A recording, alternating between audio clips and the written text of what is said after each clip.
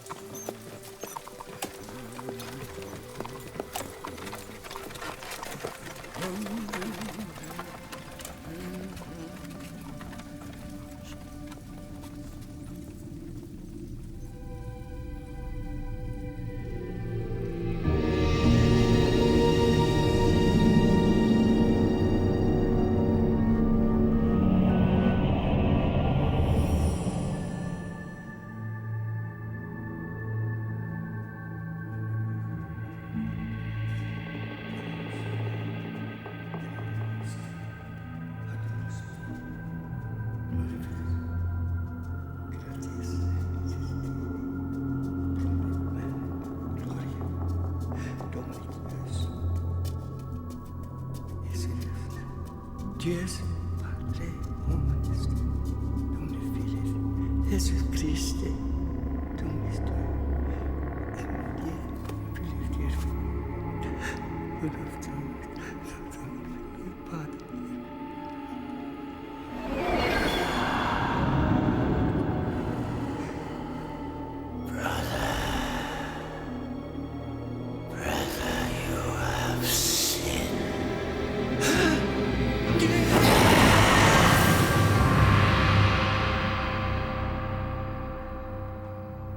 Meaningful power of attorney. Now, let's see. You're muttering to yourself again, Watson? Oh, yes, sorry. It's this word quiz from the Philological Society. You have to find the word suggested by a series of cryptic clues. I won the last one, you know. Really? And what clue are you struggling over? Well, it simply says meaningful and power of attorney, and from this you have to find a word that means both. Significant. Now what? Significant. A synonym for meaningful, which can be deconstructed into the phrase, sign if I can't. Hence, power of attorney. Holmes, I must say it. You never cease to amaze me. What nonsense. No, really. I often think that you are truly a genius. No, I wasn't contradicting you, Watson. I was simply responding to this announcement. The famed spiritualist, Madame Karavsky, will give a demonstration of her ability to communicate with the spirits of our dearly departed. Have you ever heard such rubbish? Yet the woman attracts a rash of paying customers whenever she speaks. Well, it's not entirely surprising, you know. I mean, don't we all hope to find some proof of an afterlife? Don't include me in that we, the great hereafter. I can assure you there is nothing but the great here and now. Well, I am not entirely convinced of that. What? How can you, a man of science, believe in any of that mumbo-jumbo? Now, be careful, Holmes. Such hubris could come back to haunt you. I have no fear of offending the gods, Dr. Watson, for I know there are no gods to offend. Yes, Mrs. Hudson, what is it? This just arrived for you, sir. The messenger said it was from the Abbey in Whitechapel, where that monk was found dead last week. Really? He says the people are saying it was the work of a vampire. So they're awful nervous down the East End right now. And who wouldn't be with a vampire on the loose? Well, they may have no fear on that account. A vampire is a scientific impossibility. If the monk was murdered, it was at the hands of the living, not the undead. Thank you, Mrs. Hudson.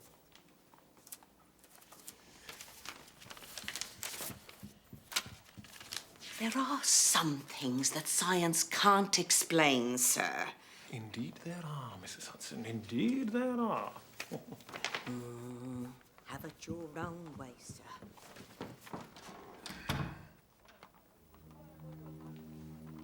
Well, what is it? It's from a brother Marstoke. He begs me, in the name of God, to help him solve what he calls this dark and mysterious business. Ah.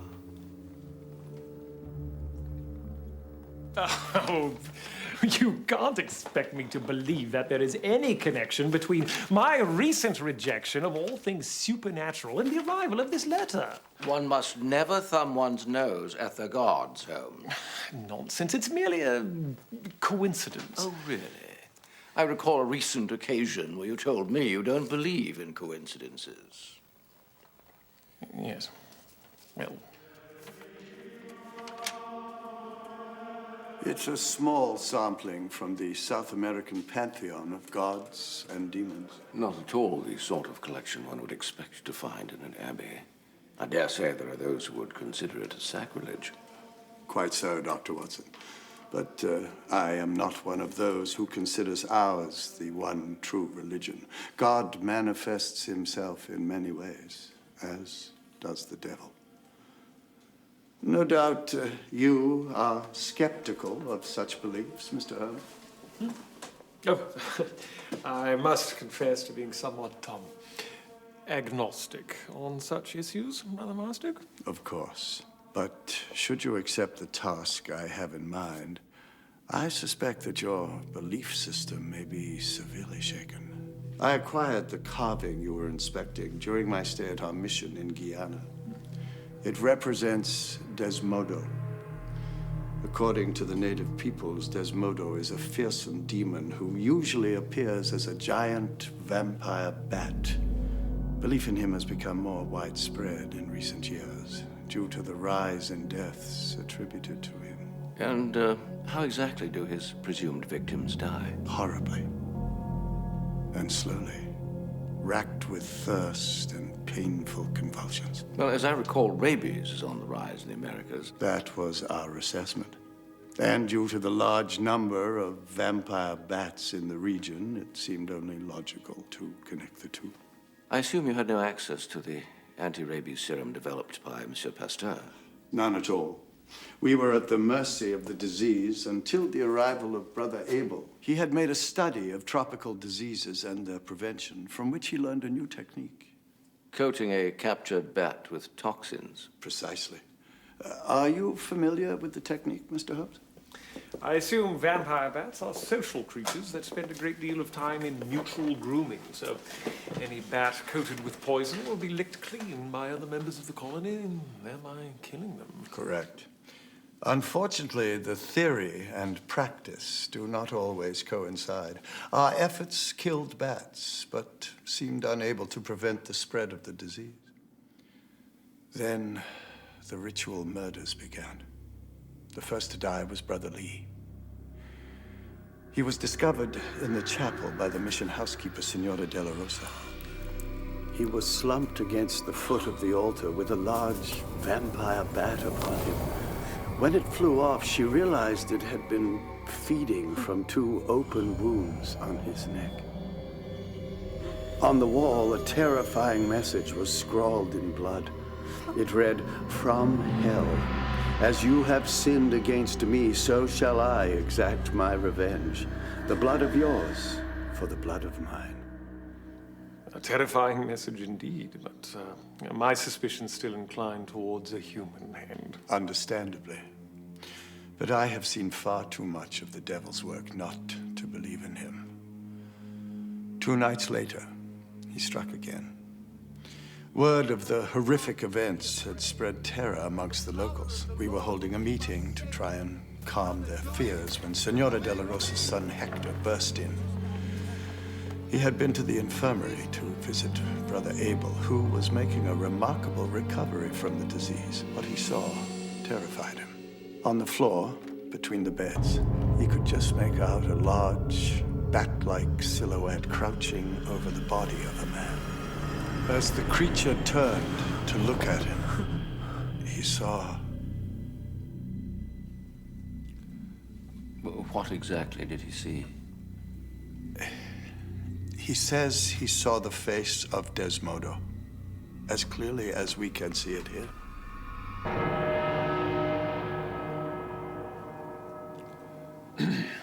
And Brother Abel, dead in the same manner as Brother Lee, I suppose? Brother Abel was sick and sleeping, it was Brother Thomas who was watching over him. Needless to say, after this, the local people fled. 2 days later, we closed the mission. The other members returned home, bringing Senora de la Rosa and her son with them. I went on a pilgrimage and prayed that the nightmare was at an end. And so I thought, until my return to England last month. One night shortly after my arrival, I awoke to find a large bat hanging from the mirror above my washstand. On the mirror, scrawled in blood, was another message. It read, "The Wanderer returns. My time has come." Then the solution is simple. If it is your absence that guarantees the safety of the others, you must leave. The other members will not hear of it. They believe that with prayer we can fight this demon. After last week, I am not so sure. I was at the home of a friend, Dr. Chagas, when Senora de la Rosa arrived with a message from Brother Sinclair urging me to return to the Abbey. But when we arrived back, we found him dead by the altar, in the same fashion as the 2 others. Do you truly believe that some supernatural entity is the cause of these murders? I am a man of God, not easily frightened. But it is why I have called you, Mr. Holmes. And how may I succeed where your prayers have failed? If there is a human hand in this affair, you are the man to find it. And Scotland Yard? I presume that you've told them what you've told us. Inspector Jones suspects that my brain has become addled by too many years in the jungle. The coroner's report on Brother Sinclair no doubt confirmed his suspicions. Yes, I recall reading in the Times that the cause of his death was a massive coronary failure. But what did Inspector Jones make of the marks on his neck? He's inclined to believe they were caused when Brother Sinclair fell onto his crucifix. A credible theory, but wrong, I assure you. There are forces beyond the grasp of our understanding, and some of them are most decidedly evil.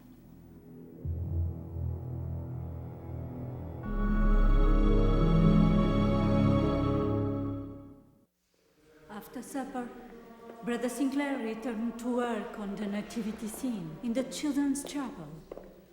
I was in the refectory when he suddenly burst in and asked me to go immediately for Brother Marstock. And that is all? He simply asked you to bring back Brother Marstoke from the home of Dr. Chagas? Si, signor. That is all.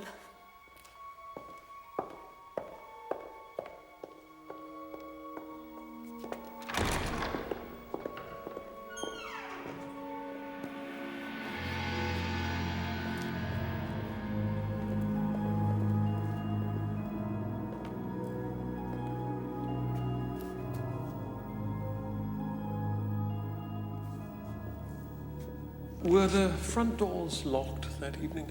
Si, signor. They are only unlocked on weekends for the public services. And it's the only way in, besides the door we've just come through. No, signor.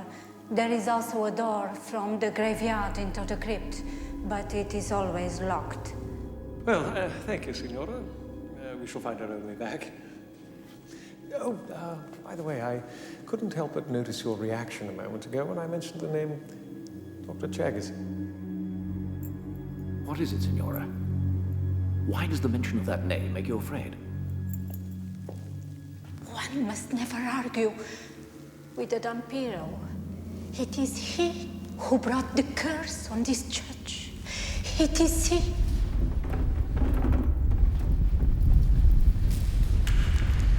Again.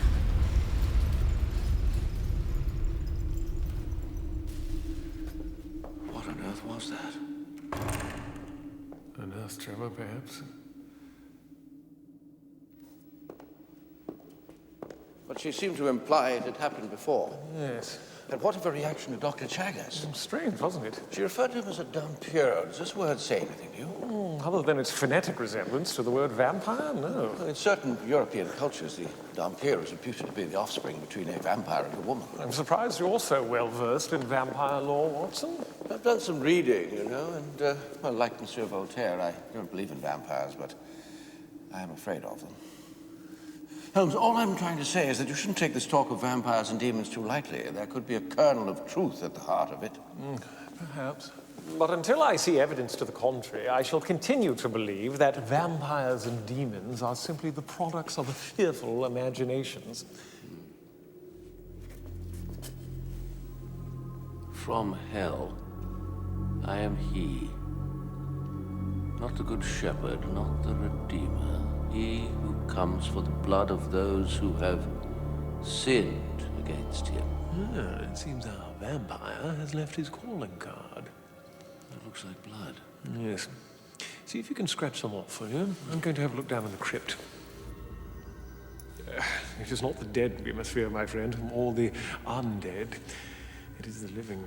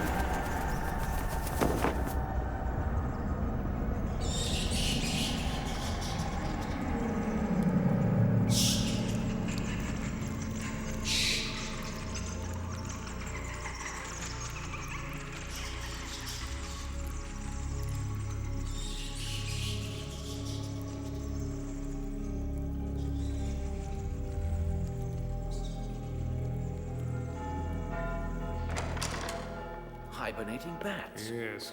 Well, that would explain the origin of the bat on Brother Marstoke's mirror. And as for Brother Sinclair's visitor, either he came through the belfry, a rather formidable feat unless you could fly, or he entered the church the same way we did. Down this corridor. And the killer is right here in the hermitage. Precisely.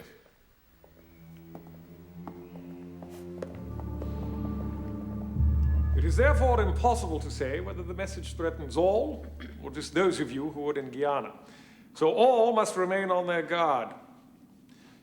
Finally, Brother Marstoke informs me that it is the custom of the order to go out on nightly missions to minister to the poor of the East End. Until further notice, I recommend that these missions be curtailed. And just what do you know about it, Mr. Holmes?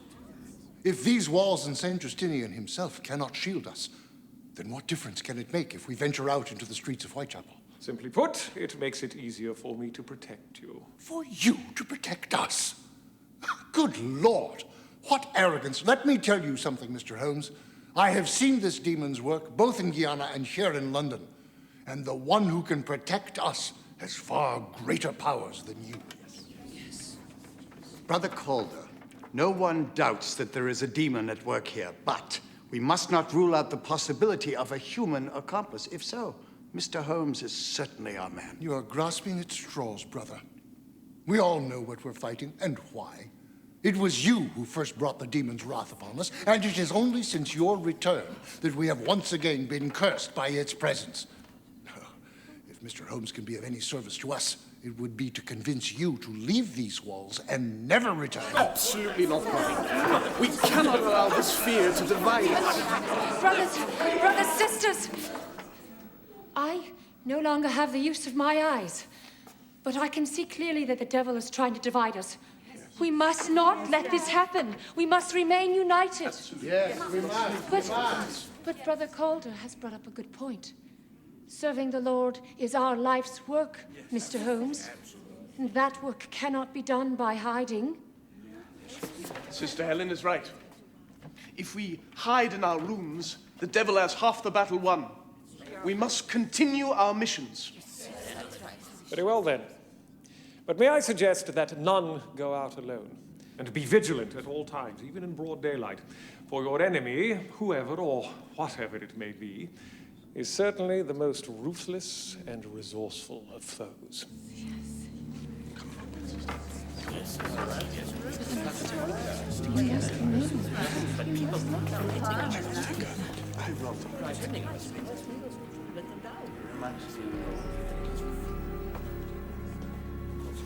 It appears that the brothers and sisters are not entirely of one voice.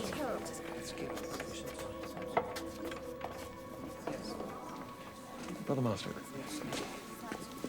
besides Brother Sinclair and Calder, which other members of the order were with you in Guyana? Brother John, Sister Helen, Sister Margaret. Sister Margaret, where is Brother Abel? He was sleeping so peacefully. I thought it better to leave him in his room. We must go to him. Yes.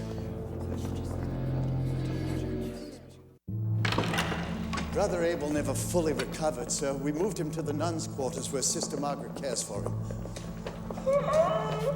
Brother Abel? The first door on the left, Mr. Holmes. In the name... Hector, what on earth are you doing? I was just coming to ask Brother Abel if he wanted his tea before the door was locked, senor. And then I hear some screaming. I was sleeping, and it woke me. It grabbed me by the throat. What was it, Brother Abel? A great dark thing, and it tried to bite me. But I screamed. Yes, I screamed, and it went out the window. Out the window. Out the window. Nothing. At least so far as I can see, but it's very dark out there. Did you see this thing, Hector? No, senor, I did not. What do you think now, Mr. Holmes? Is this demon real or not? I do not know what to think, yet. I assume this is the door Hector mentioned? Yes. At what time does it get locked? Sister Margaret locks it at 8 o'clock every evening. So it would have been locked at the time of the murder? Yes. Does anyone else have a key? No one.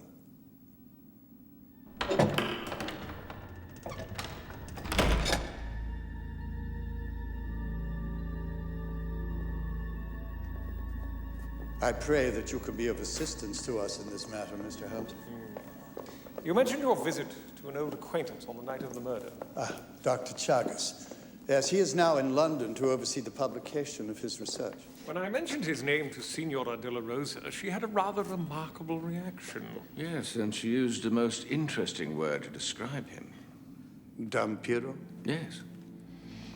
Like all her people, Senora de la Rosa has an ancient fear of Dr. Chagas's field of study. Dr. Chagas is a naturalist. He studies bats. Vampire bats. I should also tell you that we once had an acrimonious disagreement over my decision to poison the bats, but that rift has long since healed, and all my instincts tell me that he is a most honorable man. Well, our instincts are not always reliable, Brother Master. Then I suggest you speak with him. He rents lodgings at 4 Renfield Place in Whitechapel. Very well. But do not fail to summon me should anything else occur. Good night, then.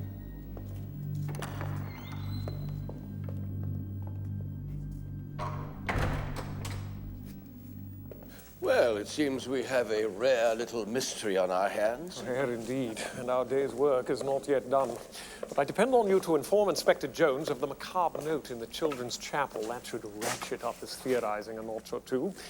And then rouse your friends at the Hematology Institute. See if you can get an analysis of that blood sample. And you? Going to see Dr. Chaggers, I assume?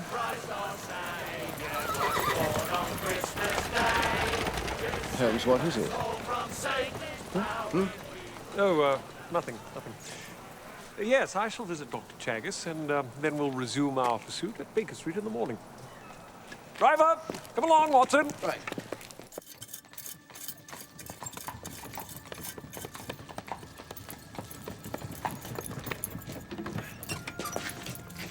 Thank you, my man.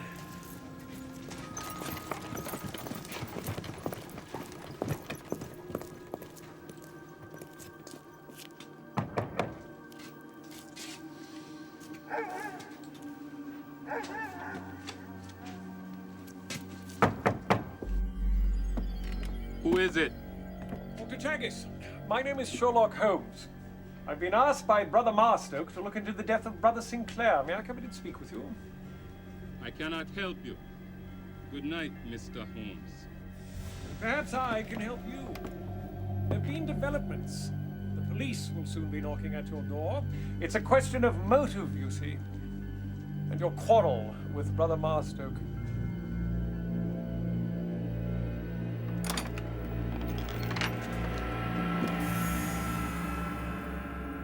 I take it you're referring to the vampires? The bats, that is. Is there any other kind? Come in.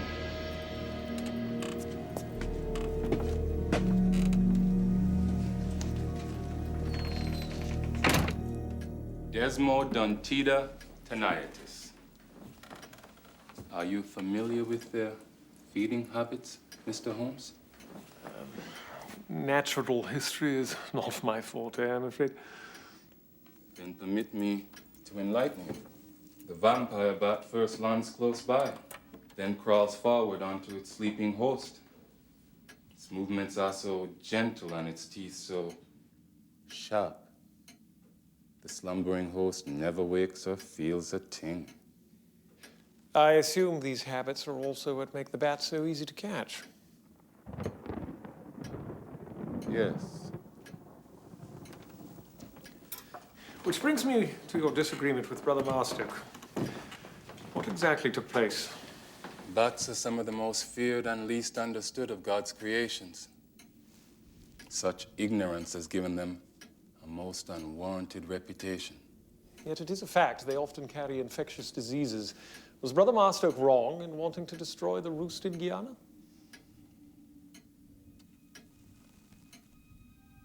I'd studied those bats for 7 years.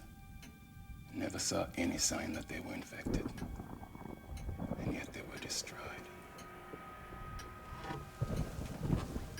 Yes, I can see how that would be most disturbing. Disturbing? Yes, Mr. Holmes, it is most disturbing to see your children killed for no apparent reason. Of course, I use the word loosely, but they were like children to me. You realize your past history and your presence here places you high on the list of suspects. Mr. Holmes, my presence in your country seems to place me high on every list of suspects. Must be because I'm so tall. Do you really suppose that I could be responsible for these brutal murders? I make it a habit not to suppose. I draw deductions from the facts. Then you know that I was here with Brother Marstoke on the night in question. And no one can be in two places at once, can they? Not unless one were a vampire. But you do not believe in vampires. I didn't say that. I simply asked if there were any other kind. Indeed. One must never be entirely dismissive of ancient beliefs. Anyone who scoffs at them should spend some time in the tropics and be a most most enlightening experience for the closed mind.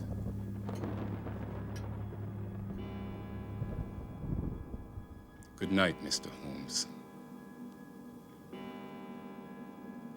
Good night, Dr. Jaggers.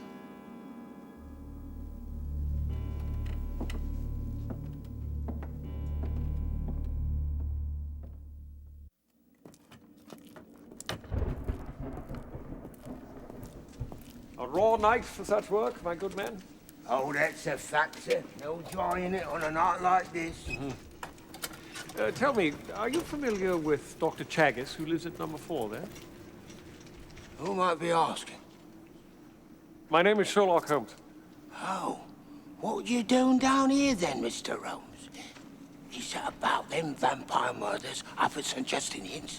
Murder it most certainly was, but by a vampire, most certainly not. Don't mind me contradicting you, sir, but we locals, we got friends up there. And somebody told us they've seen them 2 marks on that monk's neck with their own eyes. You think it's him, then? No, not at all. Well, he's a queer one, isn't he? He stays in there alone all day and never lets anybody have an eyeball inside, and he only comes out at night. Oh, there. See what I mean? Oh, we've all been wondering about him. It's much more since there's another killer on the loose. You've every reason to be wary of strangers, my friend. But of this I can assure you, the good people of Whitechapel are not the intended victims. Well, with all due respect, sir, you don't live down here, do you? Well, good night, then.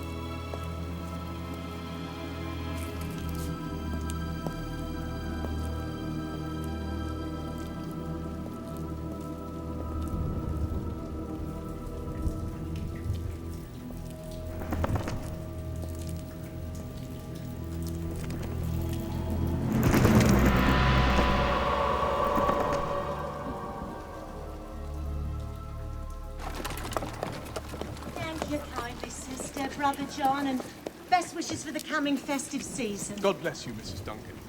Best wishes to you, too. Good night, then. Good night. Good night. Come along, then, sister. Come, children, come on. Come on, dear. Inside.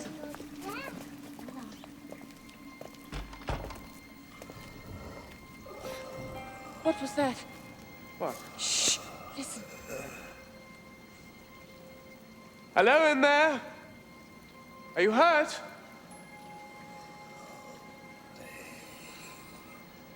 Wait here. Careful, brother. Don't be afraid. I shall be right back. Hello? Hello? Where are you? I can't see you.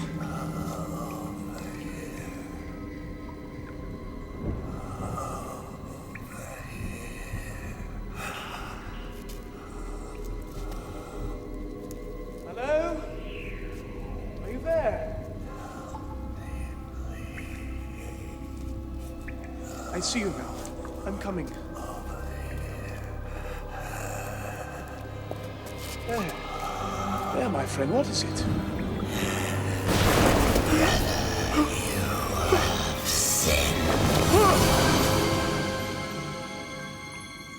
Brother John?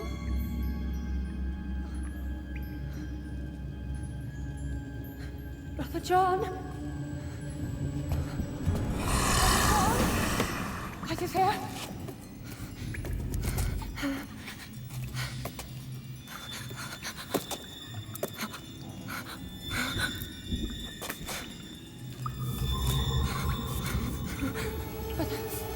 John?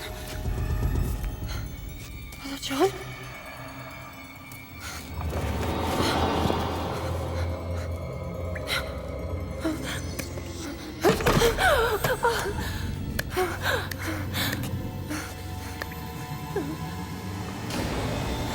Brother, is that you? Sister. Who is it? Who's there? Sister, you have sinned.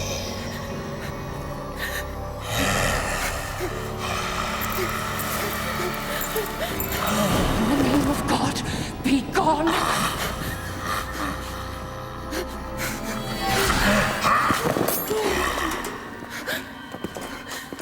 Hey, you! Get away from her! Sister, you all right? Yes, but Brother John, how is Brother John? Who? I don't see any. What is it? Vampire! Vampire!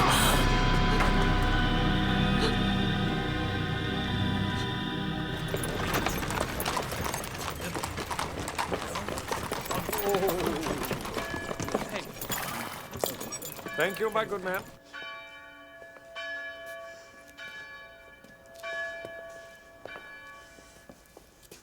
Ah, Mr. Holmes.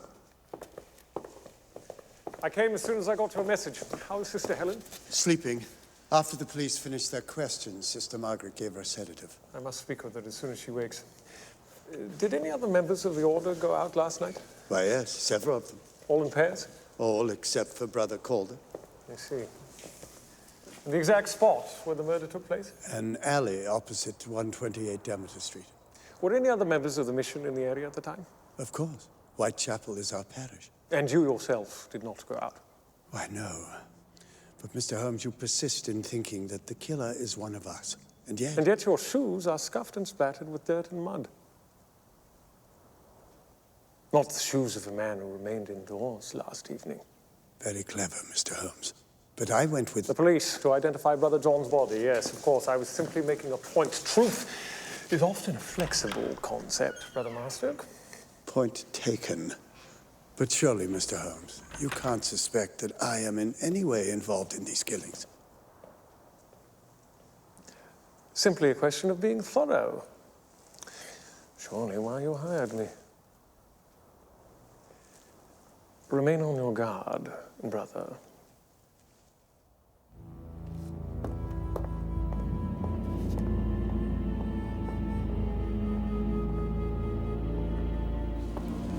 Wish I could say it was good to see you again, sir, but that might be inappropriate given the circumstance. Indeed. Certainly doesn't help the mood of things down here. That's why we're keeping out of the papers for now. This is it. Now, the monk's body was found over there. His sister was pinned against the wall there. And the man who came upon the scene, what exactly did he say? Oh, not much. So the clock was striking 9:15 as he went to put the rubbish out. And all he saw was a tall, dark figure with what looked like giant wings leaning over the nun. And before he could get a good look, whatever it was fled the way we just came. Fled, not flew. Not so much for giant wings. Yes, well, I don't know much about this vampires thing, sir. I mean, the people around here, they certainly seem to have their minds made up about this foreign gentleman, Dr. Chaggis. What about Dr. Chaggis? Well, they seem convinced it's him, sir. And he was seen entering his premises an hour before dawn. I believe Inspector Jones is questioning him right now. Saying arrest is in the offing. Yes. Thank you, Inspector. Thanks, sir.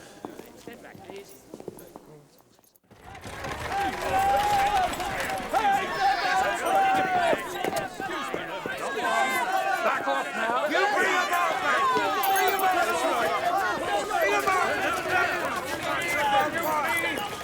Sherlock Holmes to see Inspector Jones. Oh, Mr. Holmes! Have a good time. Bring him out, I say!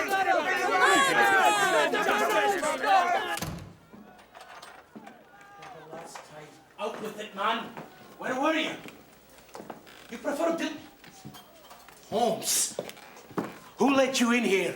Jones, I must speak with you. There's nothing to discuss. I thanked Dr. Watson for telling me of your discovery in the children's chapel, but I believe I already have the man who wrote it. so I won't be needing any more help. Now, kindly close the door on your way out. As a return favor, might I at least ask on what grounds you're making your assumptions? Assumptions? No, facts. In order of discovery, fact 1, his long and bitter dispute with Brother Marstoke gives him motive. Inconclusive. Fact 2, he was observed leaving his house shortly before Brother John's murder and didn't return until just before dawn.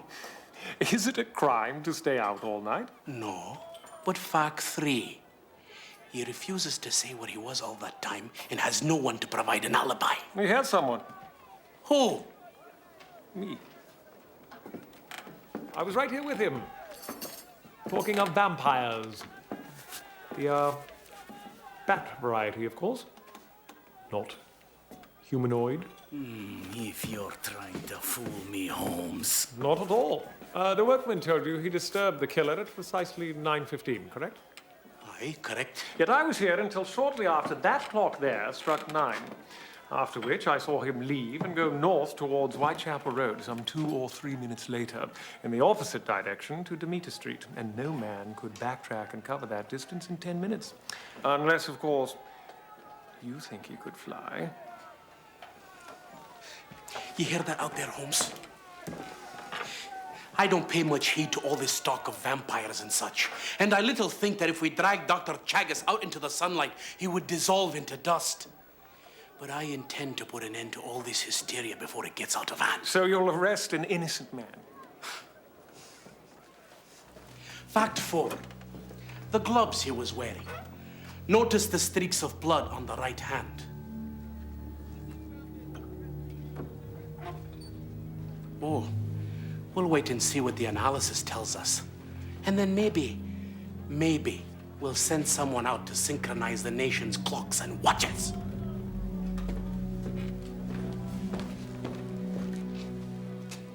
Sergeant! Sergeant, quickly!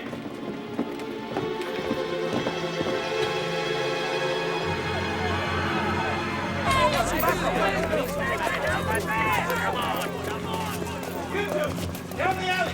You! Around to the next street! Santos, come with me! Step aside! Step aside! If things get out of hand, Holmes, I'll hang it around your neck.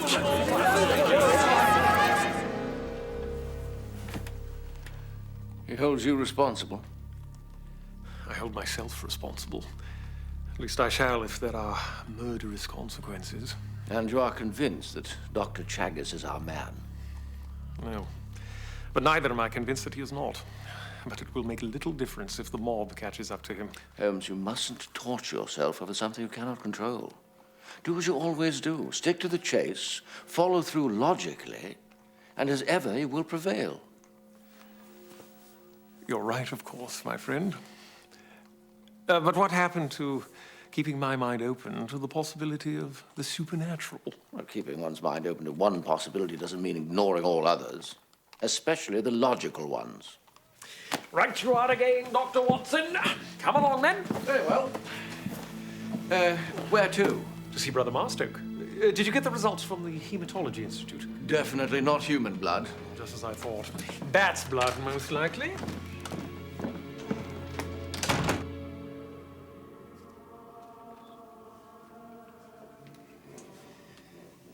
And what did the coroner conclude, Dr. Watson? It's massive heart failure. Seems he was quite literally frightened to death. In the same manner as the others. Look here, Watson, what do you make of it? 2 circular incisions, approximately ½ an inch in diameter and 1.5 inches apart. Yes. Curious. Whatever it was that bit Brother John is missing a lower mandible. What on earth do you mean? There are no signs of abrasion or contusion from the lower teeth, which there would be had he been bitten. So, either his assailant was missing a lower mandible, or those wounds were made by some other means. Perhaps whatever attacked him had teeth sharp enough to pierce the skin without biting. It's possible, but it is not the natural order of things for any creature to attack in such a way. I wasn't referring to the natural order of things. Yes, well, we must remain divided on that score, Brother Marstoke, at least for the time being. And now, if she's awake, I think it's time for us to speak with Sister Helen. Of course. Forgive me if I do not accompany you. I must attend to my devotions. You might find Inspector Jones still there. He got here shortly before your arrival. I see. Thank you.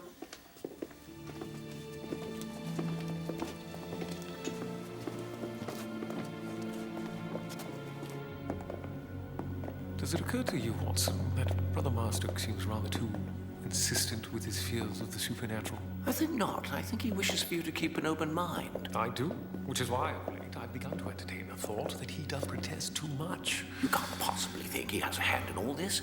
My studies of the criminal mind have taught me that the more violently twisted the mind, the more violently twisted the logic. And what reason would he have? It remains to be seen. Sister?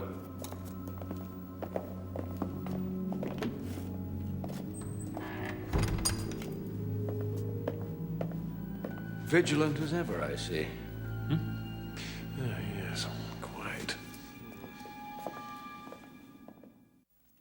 Not the lumpy kind, nor the brown kind. The tiny white crystals. Do you understand? Yes, senor. What did I say? Not the lumpy kind, not the brown kind, the white crystals. Oh, right. Good. Off we go then. Oh, hello. What's this then? Visitors? Good day, Brother Abel. May we come in? Yes, come in. They want to have a word with me, Hector. Go on then. Senor.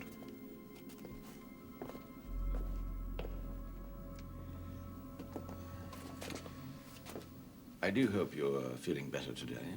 Oh, thank you. What? Oh, better. Oh, yes, much better. Good.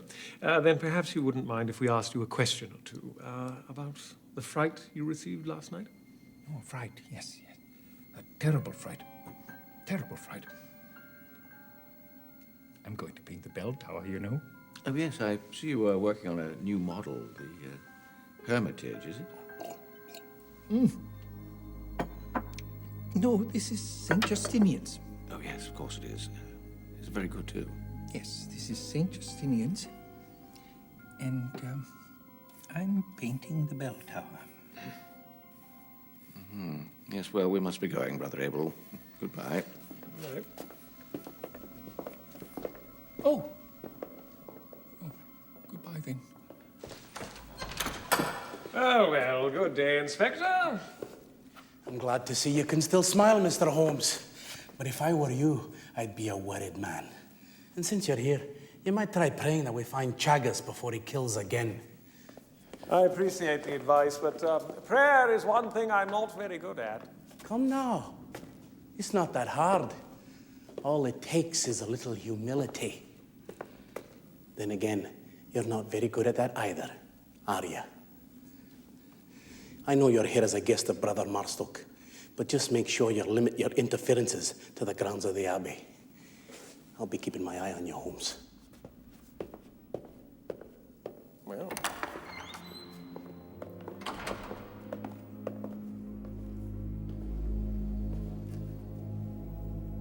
Blessed be the name of St. Justinian, who through our Lord shall deliver us from this evil. Father, who art in heaven, hallowed be thy name. Thy kingdom come, thy will be done on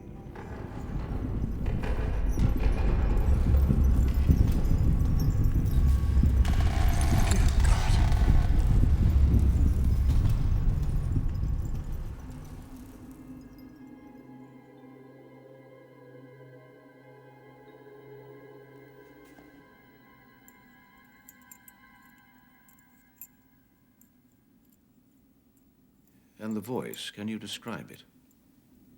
Well, it was only a whisper. A deep, male, gravelly whisper. Inspector Jones seems convinced that it was Dr. Chagas camouflaging his voice. And what do you think? It may have been, but it was unrecognizable to me. So it could have been Inspector Jones himself, or even me, for that matter. Exactly. And what of the killer's accusation? How do you think you might have sinned against him? Surely Brother Marstoke has given you gentlemen all the details. Suffice it to say that Brother John and I both supported his decisions about the bats.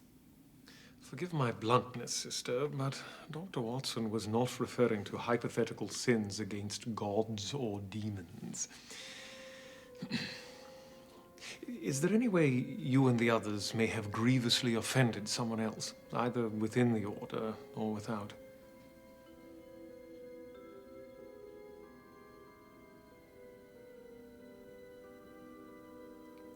I take it you do not admit the possibility of diabolical intrusions into human affairs, Mr. Holmes. That doesn't answer the question, sister.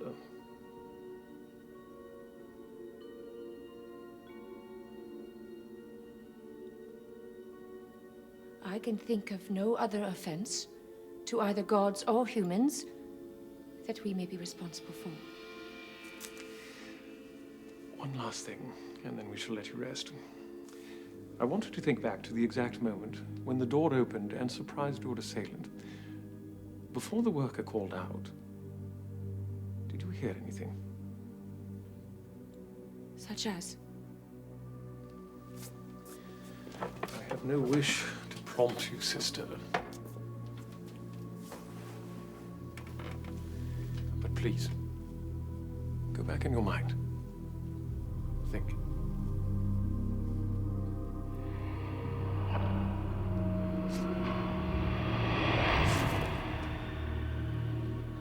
I heard a sharp groan, and then nothing. Try again.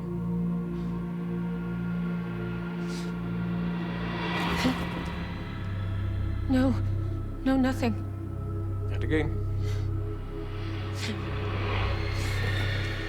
No, nothing. Oh, wait. There was something. A short, sharp sound, like something scraping. Excellent. Well, thank you, sister. We shan't disturb you any longer. Oh, Mr. Holmes, there was one more thing now that I recall. Yes? It's not much, but there was a faint odor when the thing drew near me. A slight, pungent and oily smell. Good. Very good. Thank you again, sister.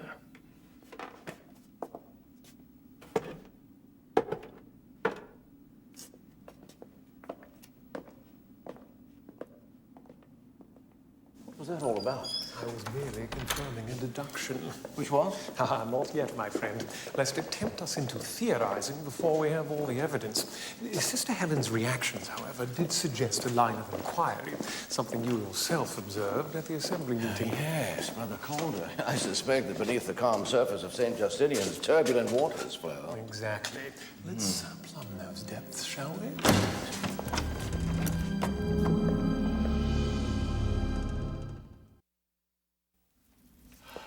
Mr. Holmes, surely you are off the mark.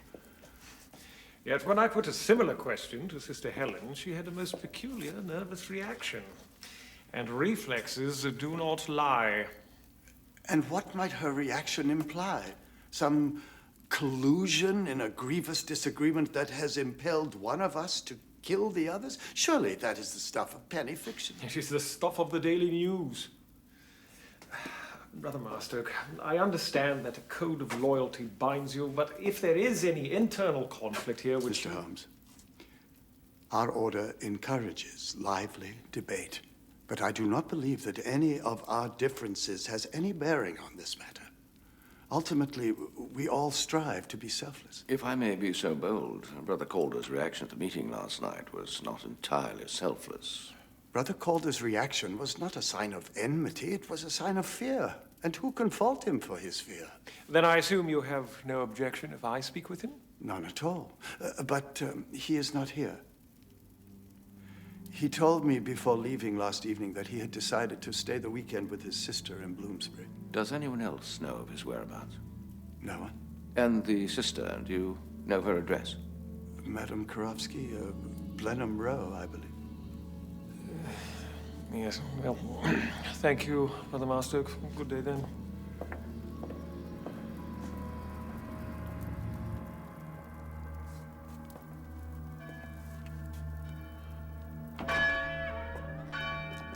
Madame Karofsky. Well, Holmes, you must admit this case certainly has its share of bizarre convergences. It does indeed. And so, on the pretext of meeting with Madame Karofsky, I shall now speak with her brother. Alone? Yes. But we must now take turns keeping nightly vigil. I hope you don't mind taking tonight's watch, my friend. Not at all, not at all. But first, I want you to drop into the offices of the London Transport Commission. Transport Commission? Whatever for? Remember last night when I pulled up at the site? My brother has told me of this affair at the Abbey and has brought me certain objects that I may help him. When I lay my hands upon them, I receive certain insights. Really? Such as? This, for example, this belonged to Brother Sinclair. I had but to pass my hand over it, and immediately I knew that this was a man of a very nervous and careless disposition. It is true, Mr. Holmes. She has never laid eyes on him, and yet she immediately identified his most noticeable characteristic. Most noticeable, yes. For even without the benefit of a sixth sense, I can see that the watch case is polished smooth, indicating that its owner would handle it often, turning it compulsively in his nervous grasp. Yet the crystal is cracked and the case dented in places, indicating that it often fell from those same trembling hands. I have no wish to play parlor games with you, Mr. Holmes. Nor I with you. Let's just say we reached the same conclusion, but by different means. But, Brother Calder, I must ask you about your relationship with Brother Marstoke. I make no secret of my opposition to him. Yet you do hold him responsible for the curse, do you not? One does not invite the devil across one's threshold, Mr. Holmes, and then expect him to quietly leave afterwards. Even now, Brother Marstoke insists on lining his walls with these diabolical primitive artifacts. It is an outrage which would offend any true Christian. I take it you believe he is an unworthy leader. Was it so in Guyana? Brother Marstoke lacked missionary zeal. But I was alone in my objection to him until Brother Abel arrived from England. How different things would have been had he not been cut down by this dreaded disease. How might they have been different? Brother Abel was outraged by the sacrileges that Brother Marstoke allowed to continue. And it was he who pinpointed the bats as the source of the plague and insisted that they be eradicated. It was Brother Abel who wanted the bats destroyed, not Brother Marstoke. Oh, absolutely. But Marstoke wouldn't listen to him. Instead, he allied himself to the devil's disciple and did nothing until Brother Abel himself was stricken. The devil's disciple. I take it you mean Dr. Chaggis? Indeed. What sort of a man would live with bats and call them his children? I fail to understand. If Brother Marstoke was allied to the devil, why are he and his followers now being stalked by the same? One doesn't renege on the devil, Mr. Holmes. One doesn't even negotiate with him. Well, I thank you for your time. And I assure you, I shall bring this devil to heel before he kills again. Stay on your guard, Brother Calder. Madam, I shall see myself out. A moment, Mr. Holmes.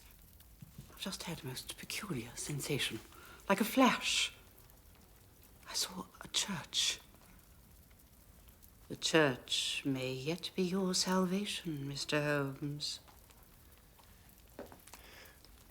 Miracles do happen. Madam.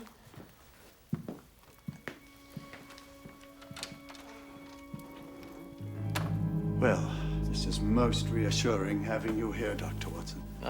Should I have a bed made up for you? Oh, thank you. No, that won't be necessary. Right, well, if there's anything, don't hesitate to summon me. Thank you. Oh, there is one thing. When the brothers or sisters go out at night, how do they get back in? They simply ring the bell and Senora Della Rosa lets them in, but There will be no ringing tonight. They have all stayed in. Good night, Dr. Watson. Good night.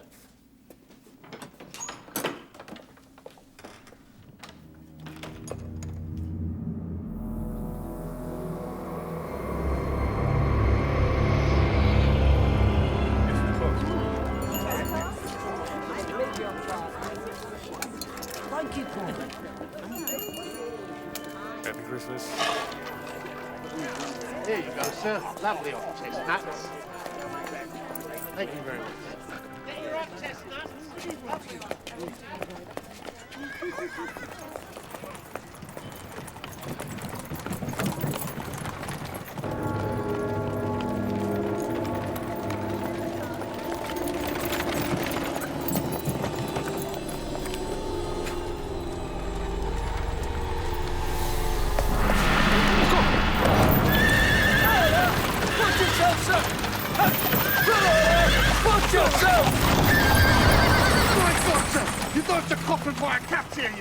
Are you all right, then? Yes, I'm fine. Thank you, my man. Call on me sometime. Thank you, sir.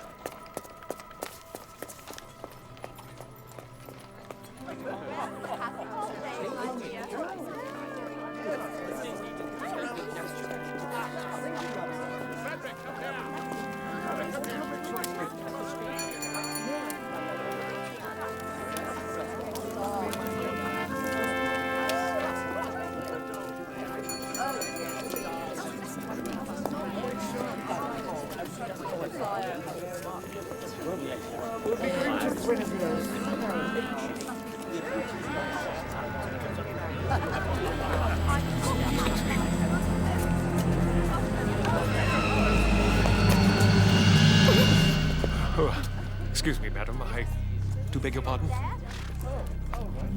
Watch where you're going.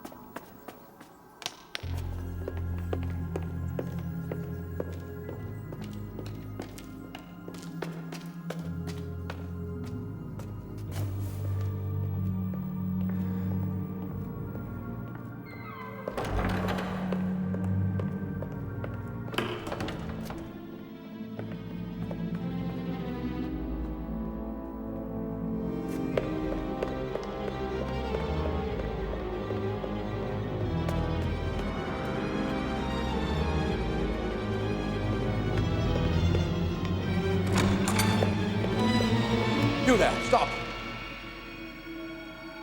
Good evening, Dr. Watson. Brother Calder. But I thought you were staying with your sister.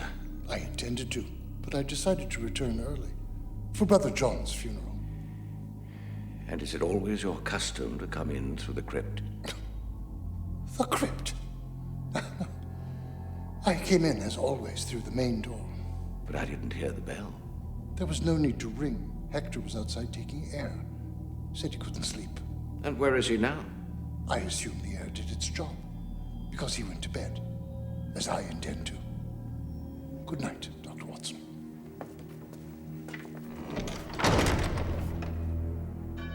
For as much as it hath pleased Almighty God, of his great mercy, to receive unto himself the soul of our dear brother, we therefore commit his body to the ground, earth to earth, ashes to ashes, dust. Hector confirmed his story.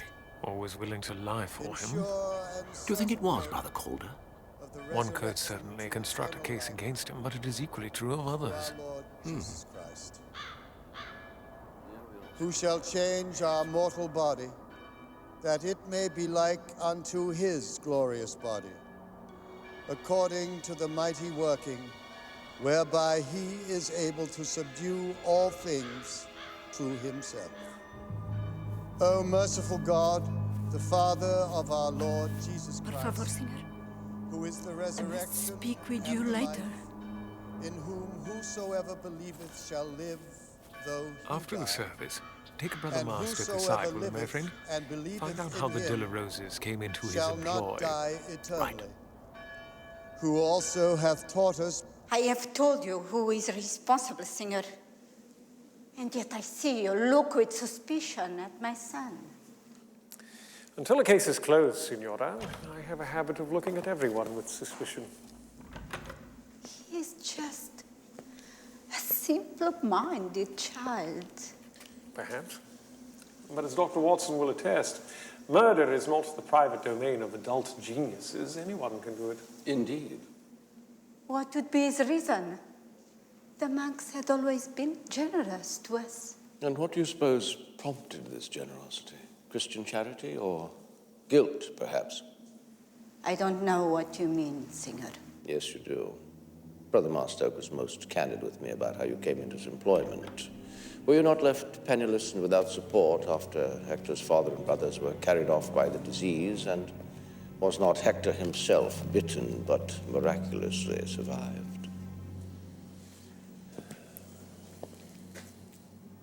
Surely such tragic losses made you and your son angry, Signora. And if you believe the bats are responsible for the disease, then just as surely that anger must extend to those who allowed them to survive.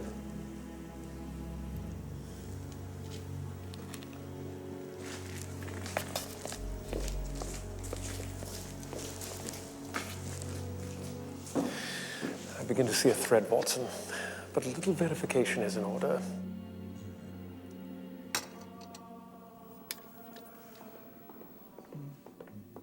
Good day, Brother Abel. Oh, gentlemen, come in. I'm having tea. Tea that Hector brought. And I'm just finishing painting. Painting? Yes, just about finished, I see. Oh, yes, almost finished. Almost finished. St. Justinian's, is it? Yes, that's right. That's right. Well, keep up the good work. Good day. Oh, yes. Good day.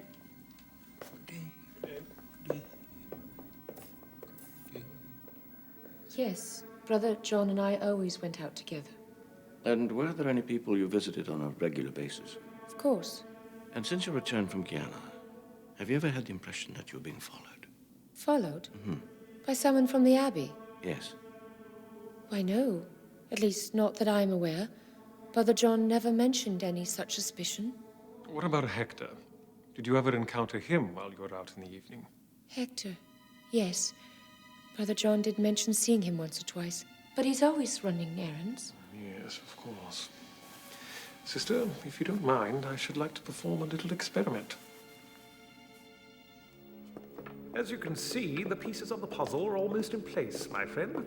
And I have an inkling how to find the one man who can surely provide the missing link. You're going after Chagas, then? Yes, and you. Good day, sir. Hello. Good day.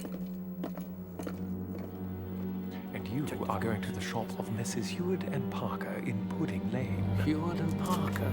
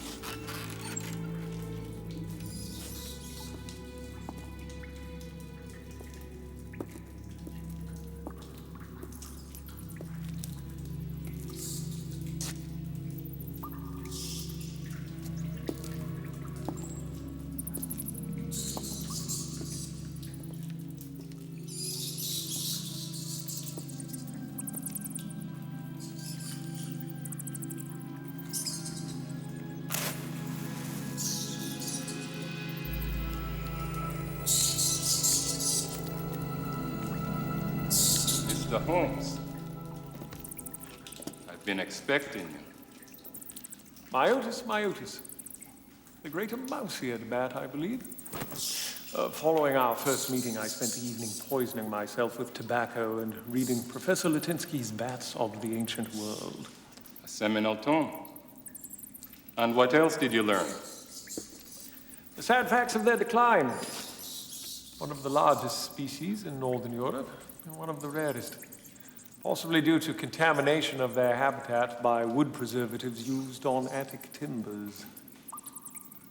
If only others would express such interest, Mr. Holmes. But bats have few friends and are not perceived as useful. So sad, is it not? Sad indeed. Then you can understand why they need my protection. And yet you knew your discovery must be kept secret at all costs, lest they be destroyed. Hence your silence and lack of alibi when questioned by the police. Yes. But sadly, their days here are already numbered. This old building will soon be torn down to make room for the future. And the future seems to have no place for them. You're a noble man, Dr. Chagas. And I wish I could help with your mission, but I cannot. However, I can clear your name. I simply need to know the truth about your dispute with Brother Marstoke. The truth? The truth is simply this. Arrest him! I warned you, Holmes. I warned you. Jones, listen to me. I can prove you have the wrong man if you give me this one night. No more deals. Take him away. The blood on the glove. It's not human blood, is it? Is it?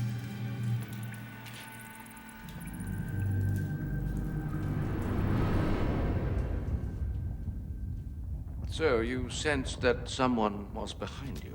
Yes. We will get to the bottom of this, and without further loss of life, I assure you. I wish I shared your confidence, Dr. Watson.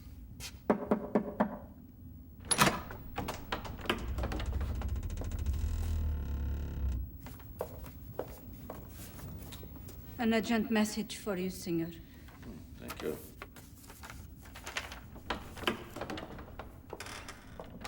It's from Holmes. Brothers and sisters, I've received some rather alarming news from Mr. Holmes. It appears he's been arrested and is therefore no longer able to help you through your ordeal.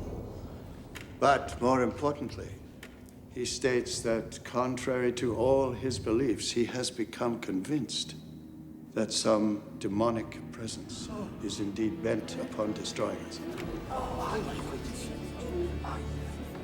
For this reason, I have decided that the only safe course of action is for me to leave St. Justinian's. Brothers, sisters, brothers, it is I who brought this curse upon you. Therefore, I beg your forgiveness, and will spend the night in prayer that when I leave in the morning, this demon leaves with me and leaves you in peace. God be with you.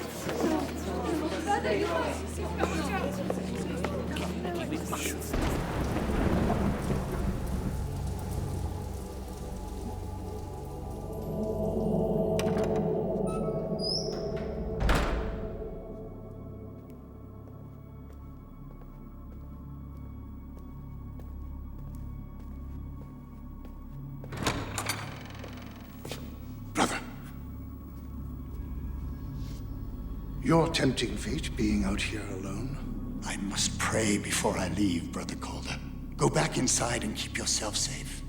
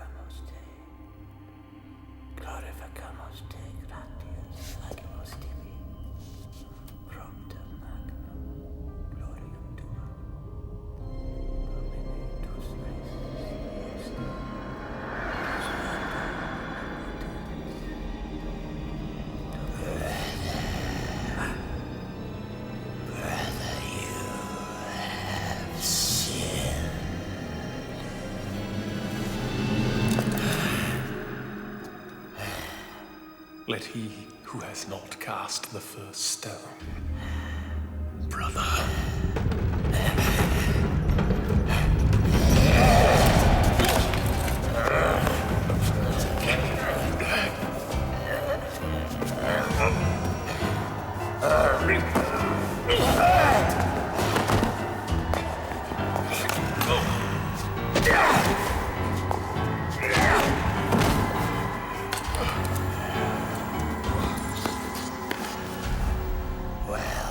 Well, Mr. Holmes. Stop or I'll shoot! Good Lord, it's happening again. Watch out! What in God's...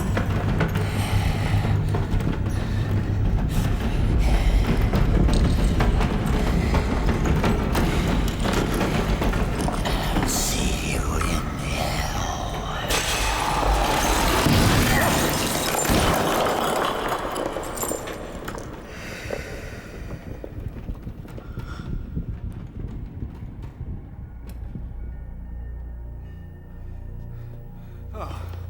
Come along, quickly! Are you all right, Holmes? Yes, I'm fine. That was a close call. Help them, lads. What Lord creation was that? An earthquake? It was not imminent, Trevor. Here is your vampire, gentlemen. Brother Abel. Good God. Here are his fangs. A simple garden claw with the middle tine removed.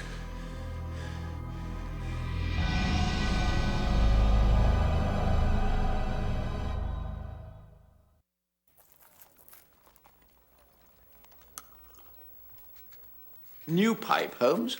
Yes. I lost my favorite in that little fracas the other night. Oh, pity. But if not an earthquake, what was it, Mr. Holmes? A subsidence. Would you kindly explain, Dr. Watson? Oh, yes, of course. Well, you see, knowing that the London Transport Commission is currently expanding its underground line to Whitechapel, I went to their offices to inquire about the direction of the line, and, well, as Mr. Holmes deduced, their tunneling runs beneath the nave and has weakened the foundations, causing the occasional shifting. Good heavens, is it in danger of collapse? Well, let us hope not. But the tunneling has been stopped, and the Commission has given assurances that their engineers will immediately devise a method of structural reinforcement. Oh, praise be to God. At least for his timing. It certainly saved your life, Mr. Holmes. Indeed, Brother Marstow. The Lord works in strange ways. It was a most remarkable event. All the more remarkable since it was the second of such events in a matter of hours. Oh, and the first? The first was when Inspector Jones changed his mind and agreed to my plan. It's not easy for a proud man to admit he was wrong. Yet for the first time in our long and antagonistic relationship, Inspector Jones suddenly converted to my point of view. It is almost a miracle. And what caused this conversion? Dr. Chaggis, perhaps you'd explain about the gloves. Of course. My bloody gloves convinced Inspector Jones that he had the right man. Afraid that I would not get justice and presented with an unexpected opportunity, I therefore fled. Fortunately, as I was doing so, Mr. Holmes was making an important discovery. Before Inspector Jones's arrival, I had just finished preparing a specimen. Mr. Holmes saw the specimen and drew the logical conclusion that the blood was therefore bat's blood. But of all people, what made you suspect Brother Abel? Due to his condition and the attack he cleverly feigned, I initially dismissed him as a suspect. But then I saw him drinking tea. Tea? I failed to see the connection. The instant I saw the message in the children's chapel, one thing became immediately apparent. The writing tilted slightly to the left, suggesting that the writer was left-handed. The next day, I noticed not only Brother Abel holding his cup in his left hand, but he had a smudge of ink on the edge of his palm, suggesting that he also wrote with the same. And so Brother Abel soon became my prime suspect. Further observation soon confirmed my suspicions. When Sister Helen's aggressor reached out to touch her, she became aware of a pungent, oily smell, and so we contrived a little visit, during which we conspired to take a small sample of the oil paints Brother Abel used on his models. Sister Helen later confirmed that it was indeed the same odor. At the same time, I noticed on his workbench a receipt from a builder's supply shop on Pudding Lane. It suggested a solution to my remaining dilemma. To move freely back and forth through the connecting door, Brother Abel would need a key. But how did he get it? I noticed Sister Margaret's habit of wearing her key on a cord around her waist. It would be easy enough to remove for a short time while she slept, then duplicated. Ah, hence my visit to the locksmith in Pudding Lane. Precisely. Among the various items listed on the receipt was putty. It therefore occurred to me that Brother Abel had simply made an impression and instructed Hector to have a duplicate made on his next journey for supplies. That explains all, but one thing, Mr. Holmes. You seem to know his technique for imitating the vampire's bite. How so? I didn't know with certainty the actual technique he employed, but my visit to the crime scene suggested a possibility. I noticed on the brick wall 2 marks, made recently, and by something sharp, possibly metallic. Sister Helen later confirmed hearing a short, sharp, metallic sound when her attacker was startled. I therefore deduced that he had something in or attached to his hand with which he could easily duplicate his vampire's bite. The next day at the funeral, the sight of a gardener with a similar implement confirmed my suspicions. And there you have it, gentlemen. The Whitechapel vampire has been laid to rest. Well, Mr. Holmes, I hope you don't think I intentionally misled you about my quarrel with Brother Abel.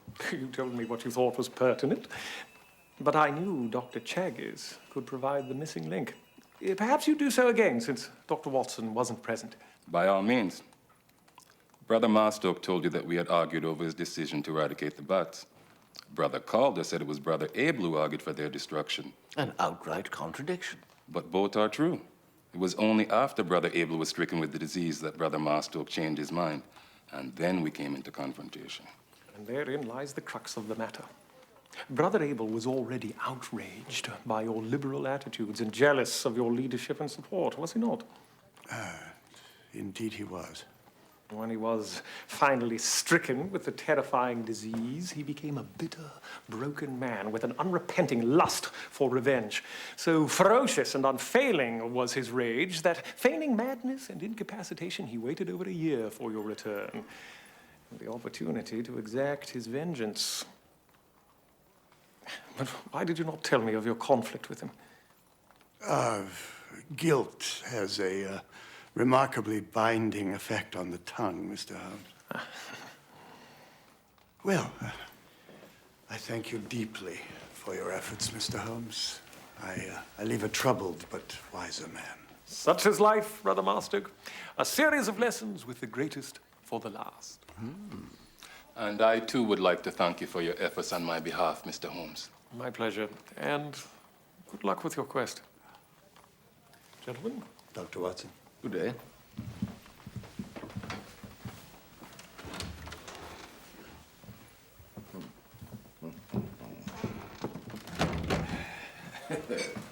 A series of lessons with the greatest for last. That's a very good, Holmes.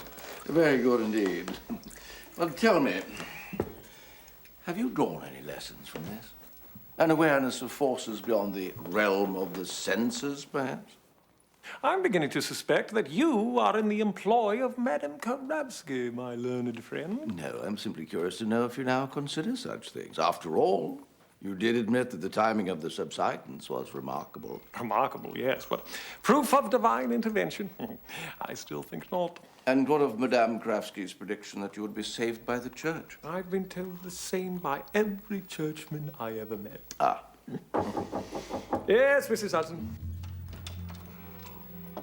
Tradesman just dropped this off for you, sir.